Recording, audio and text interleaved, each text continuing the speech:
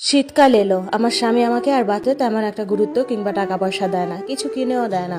শুধু পেটে ভাতে আমার রুমে তাতে থাকি। আমার বাচ্চাদের শীতের কাপড় চোপড় কিনতে হবে, এটার জন্য টাকা চেয়েছি। সে আমাকে 200 টাকা দেয়। আমি সেই 200 টাকা নিয়ে কয়েকদিনের জন্য বাপের বাড়ি বেড়াতে আসি। বাপের বাড়িতে আসার পর আমার সব গয়না বিক্রি করে ফেলি। প্রায় 30,000 টাকার গহনা বিক্রি করি। আমার এক কাজিন আছে, ওর সাথে আমার খুব ভালো সম্পর্ক এবং ও আমার বান্ধবী হয়। ওর কাছে 20,000 টাকা জমা রাখলাম আর 10,000 টাকা দিয়ে ইচ্ছে মতো শপিং আর খাবার কিনি। আমার মনে যা খেতে চেয়েছে সব কিনি। আমার বাচ্চাদের জন্য অনেক অনেক কাপড় চোপড় কিনি, খেলনা কিনি। মাকে এই প্রথম 2 হাত ভর্তি করে বাজার করে দিয়েছি। বাপের বাড়ি 1 মাস ছিলাম, এই 1 মাস স্বাধীনভাবে চলছে। তার মধ্যে কাজিনটার কাছে গিয়ে 12 দিন ছিলাম। ওর একটা মেয়ে আছে আর ওর স্বামী প্রবাসী। আমার যত সুখ দুঃখের কথা সব ওর কাছে ঢেলে দিতাম। ওরে অনেক আপন মনে হতো। 1 মাস পর শ্বশুর বাড়ি আসি। আমার ছেলেরা বসতে পারে, অল্প হাঁটার চেষ্টা করে। ওরা শুধু রুম থেকে বের হয়ে যেত, ওদের কেউ তেমন আদর করতো না। আবার মাঝে মাঝে দরদ উতলিয়ে ফেলতো। আমার ছেলেরা হামাগুড়ি দিয়ে ওদিকে গেলে শয়তানরা খাওয়ার সময় ওই তরকারি দিয়ে ভাত খাওয়াই দিত। বাচ্চাদের সাধারণত আমরা যেগুলো খাই ঝাল ঝোলওয়ালা তরকারি আমরা দেই না। ভাত দিলে নর্মাল সাদা, এর সাথে যে কোনো সবজি পাতিল থেকে ধুয়ে তারপর দেই। কিন্তু ওরা এটা করতো না। আমার বাচ্চাগুলো অনেক কান্না করতো ঝালের জন্য। আমি ওদের মানা করলেও শুনতো না। দেখতে দেখতে আমার জামাইয়ের বউয়ের ডেলিভারির টাইম এলো। ও সিজারে একটি কন্যা সন্তানের জন্ম দেয়। তখন আমার ছোট বাচ্চাটা নিউমোনিয়াতে আক্রান্ত হয়। অনেক ডাক্তার দেখানোর পরেও যখন ভালো হচ্ছিল না, তখন আমি আমার বাচ্চাদের নিয়ে আবার বাপের বাড়ি চলে আসি। এখানে আসার পর আমার কাজিনটা আমার বাচ্চাটাকে মেডিকেলে ভর্তি করিয়ে দেয়। আমার স্বামীকে বলার পরেও দেখতে আসে নাই, কারণ ওর বাচ্চাটা নাকি অসুস্থ, হার্টে কি একটা সমস্যা হয়েছে। আমার বাচ্চাটা মেডিকেলে 3 দিন আইসিইউতে থাকার পর মারা যায়। আমি আইসিইউর একদিনের বিল 4,000 টাকা করে দিয়েছিলাম। আমার গহনা বিক্রি করা টাকাগুলো শেষ হয়ে যাওয়ার পর আমার ওই কাজিনটা আমার বাচ্চার মেডিকেলের সমস্ত খরচ বহন করে। আমার ছেলে মারা যাওয়ার পরও খবর পাঠানো হলে আমাদের বলে লাশ নিয়ে চলে যেতে ওদের ওখানে।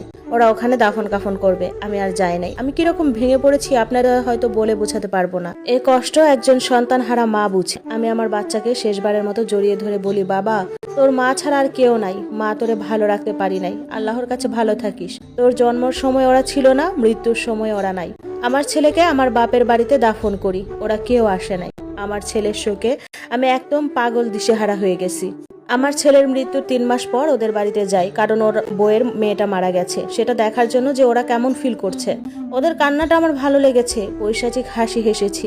আমি আমার ছেলেকে নিয়ে আমার রুমে বসে মানুষের পাঠানো খাবারগুলো খেতে থাকি, কারণ যে বাড়িতে মানুষ মারা যায় সে বাড়িতে আত্মীয় স্বজনরা খাবার পাঠায়। ওখানে যাওয়াটা আমার কাল হয়েছে, কারণ আমার পুরুষত্বহীন কাপুরুষ স্বামীটা আমার ছেলেটাকে কোলে নিয়ে ওর বউয়ের কোলে দিয়ে বলে, এটা এখন থেকে তোমার সন্তান।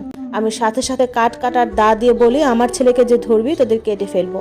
আমার ছেলে, তোদের না। তোদের মতো অমানুষের সাথে আর থাকবো না। আমার ছেলেটাকে কোলে নিয়ে আমি আমার কাজিনের বাসায় চলে আসি। সেখানে কয়েকদিন থাকার পর আমার বাপের বাড়ি যাই আবার। সেখানে যাওয়ার পর আমার মাটাও কেমন যেন করতো।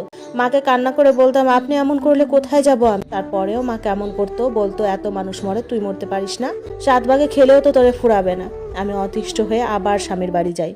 সেখানে যাওয়ার পর বুঝলাম স্বামী কিছুটা পরিবর্তন হয়েছে। আমার ছেলেটাকে আদর করতো তখন একটু একটু।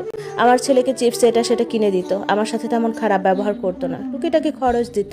আমার ছেলেকে পলিও টিকা খাওয়ানোর জন্য মেডিকেলে নিয়ে যাই আমি। মেডিকেলে যাওয়ার পর আমার খুব মলত্যাগের প্রয়োজন হয়, কিন্তু কাউকে পাচ্ছিলাম না, আর ছেলেকে নিয়ে বাথরুমে যাওয়াও পসিবল না। তখন আমি এক মহিলাকে দেখি, জিজ্ঞেস করি, আপনি এখানের কে? বলে, আমি আয়া। আমি বলি, খালা, আমার বাচ্চাটাকে একটু রাখেন, আমি একটু বাথরুমে যাব। ওনাকে দিয়ে বাথরুমে যাই। বাথরুম থেকে এসে ওনাকে ধন্যবাদ জানাই আমার ছেলেটাকে রাখার জন্য। পরে উনি সহ আমি সহ হাঁটতে হাঁটতে মেডিকেলের বাইরে আসি। কথা বলে টুকিটাকি আবার বাসায় চলে আসি। বাসায় আসার পর গোসল করে ছেলেকে নিয়ে ঘুমাই। দুপুরের দিকে আমার স্বামী আসেন আমার রুম, এসে আমাকে ডেকে বলে, আরেকটু ওদিকে যাও, আমি ঘুমাবো আমার ছেলের সাথে। আমি কিছু বলি না, আমি উঠে যাই, বলে, ঘুমান। উনি বলেন, তুমি উঠতেছো কেন? আমার ওনার সাথে একই বিছানায় থাকার ইচ্ছে নাই, এজন্য অজুহাত দিয়ে বলি আমার একটু কাজ আছে। তখন উনি আমাকে কাছে পাওয়ার ইচ্ছে প্রকাশ করেন। আমি ওনাকে বানিয়ে বানিয়ে বলি আমার পিরিয়ড চলছে। আমি রান্নাঘরে এসে ছেলের জন্য খাবার বানাতে লাগলাম। তারপর ছাদে একা একা হাঁটাহাঁটি করে অনেকক্ষণ। রুমে এসে দেখি বাবা ছেলে কি সুন্দর ঘুমাইতেছে। আমার ছোট সন্তানের জন্য অনেক কান্না আসে, আর বলি, হারামজাদা, আল্লাহ তোর বিচার করবেন। আমার জামাইয়ের বউ এসে আমার রুমে ওনাকে ঘুম থেকে ডেকে তুলেন। উনি বলেন রুম থেকে বের হতে ইচ্ছে করতেছে না। ওনার কাঁচা ঘুম ভাঙাতে অনেক রেগে যায়। ওরা ঝগড়া শুরু করে। ওদের আওয়াজের শব্দ শুনে আমার ছেলেটা উঠে কান্না শুরু করে। আমি ছেলেকে কুলে নেই। উনি খাট থেকে নেমে ওকে মারতে শুরু করে। তারপর সবাই চলে আসে আমার রুমে। আমি বলি যা করেন রুমের বাইরে গিয়ে করেন, আমার ছেলে কান্না করতেছে। কয়েকদিন পর আমার ছেলে পাতলা পায়খানা করাতে আমি ডাক্তার কাছে নিয়ে যাই। তো লোকাল সিএনজির জন্য দাঁড়াই, একটা সিএনজি আসে। সিএনজির ভেতরে দেখি ওই খালাটা। ওনাকে দেখে উনি বলেন কেমন আছো, ভেতরে আসো। সিএনজিতে ওঠার পর উনি জিজ্ঞেস করে কোথায় যাবে, আমি বলি মেডিকেলে। তারপর আমার ছেলেকে কতক্ষণ আদর করে। উনি বললেন ওনার অনেক খিদা লাগছে। উনি ওনার ব্যাগ থেকে একটা সিঙ্গারা বের করে খেতে লাগলেন। আমাকে জিজ্ঞেস করলেন খাবো কিনা, আমি বলি হ্যাঁ দেন খাবো। উনি আমাকে একটা বের করে দিলেন। সিঙ্গারাটা খাওয়ার পর আর কিছু মনে নাই।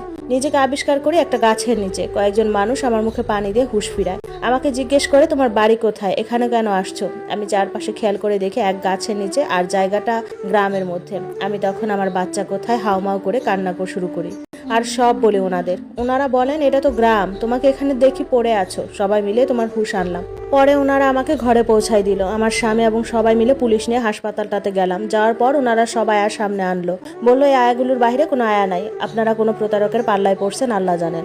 পুলিশের কাছে জিডি করি, পেপার দেই, পোস্টার ছাপাই, কিন্তু আমার বাচ্চাটাকে আর পাচ্ছিলাম না। আমি পাগল পাড়া অবস্থা। আমার কাজিনটা সহ অনেক খুঁজলো। আমার কাজিনটা কয়দিন এসে আমার কাছে থেকে গেছে।